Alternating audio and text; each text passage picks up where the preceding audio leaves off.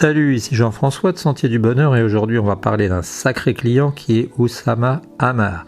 Alors, je tiens à dire que j'aime bien Oussama Ammar et que je le considère comme une réponse à une situation. Ben oui, tout simplement parce que je t'ai déjà parlé de Monsieur de Varjac, avec lequel j'ai travaillé, qui est malheureusement décédé en 2017, et qui me parlait de psychologie régulièrement et qui me disait les êtres humains sont souvent des réponses à des situations. Et j'ai déjà dit dans la dernière vidéo de Oussama Ammar, sur Oussama Ammar, que Oussama Ammar était une réponse à la situation dans laquelle il était, à la vie qu'il menait. Et là, en faisant la dernière fois ce podcast sur Oussama, je me suis aperçu que, avec les commentaires, il s'était passé quelque chose dans sa vie, c'est-à-dire que depuis quelque temps, eh bien, ce que j'ai dit était un peu faux, c'est-à-dire qu'il n'appartient plus à The Family. The Family, c'est le groupe qui chapeaute les startups. Ils ont près de 120 startups. Il a un ou deux cofondateurs. Et il n'appartient plus à The Family parce que les cofondateurs ont porté plainte contre lui en précisant qu'il avait détourné ou mis de côté ou isolé de manière non conventionnelle 3 millions d'euros.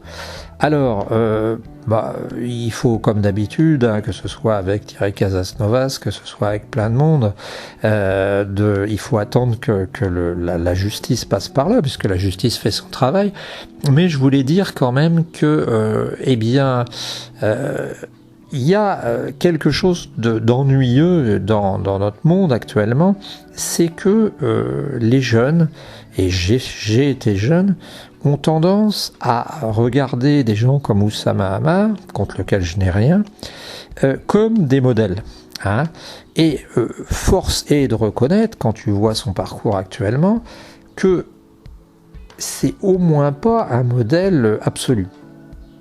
Et on a l'impression que finalement on est entré dans un monde nouveau, un monde numérique, un monde compliqué, où ceux qui ont compris, les malins, peuvent réussir à tirer beaucoup d'argent, à lever beaucoup d'argent.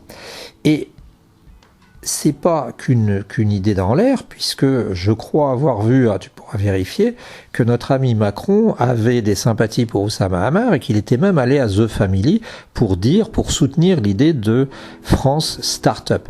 Alors j'avais à cette époque-là dit que c'était une sinistre connerie parce que la France est un pays qui doit pérenniser ce qu'elle fait, et en fait on sait très bien que les startups et le taux de réussite d'une startup est de l'ordre de 1,5 à 2%, voire 3 parfois.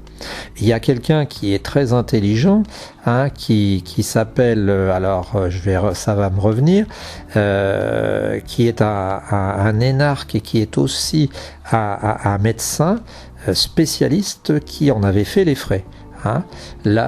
Et en fait, ce qui se passe, c'est qu'une start-up Laurent Alexandre, c'est ça, le type un peu fou sur l'intelligence artificielle.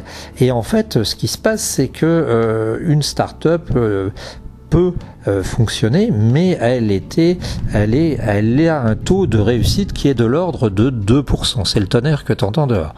Et donc, notre président était stupide à l'époque, me semble-t-il, de dire que la France devrait être une start-up, et il est, à mon avis, illusoire d'imaginer vivre comme une start-up et avec une start-up comme modèle. Et Oussama Ammar l'a bien prouvé puisqu'il a quitté The Family, et là, il est arrivé, nous dit-on, puisqu'il rebondit un peu comme une petite balle, ça tombe bien, il est un peu rond.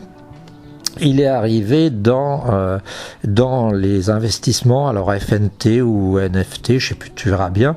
Ce sont des certificats qui sont créés par une blockchain. Alors c'est un truc très compliqué, j'ai pas compris le concept, mais il est reparti ailleurs. Et ça, indépendamment d'Oussama Ammar, ça signifie tout simplement pour moi que en fait, il y a pas mal d'esbroufs dans ces nouvelles technologies, dans ces tech, comme ils disent, puisque quand tu entendais Oussama, tu avais l'impression que vraiment, et je crois que même que Antoine BM avait fait un reportage sur lui, il avait fait une interview, tu avais l'impression que tu avais le roi du pétrole, le type qui a tout compris, et du jour au lendemain, plouf, il envoie tout valser. Ce que je voulais dire simplement, c'est que, eh bien, ça prouve que on devrait quand même investir dans le concret. Hein, et que toi, si tu as l'idée de jouer au Oussama Ammar, que si tu as l'idée de jouer alors j'allais dire Steve Jobs, mais c'est encore un peu ancien comme exemple, eh bien, méfie-toi, parce que tu peux avoir des déconvenus.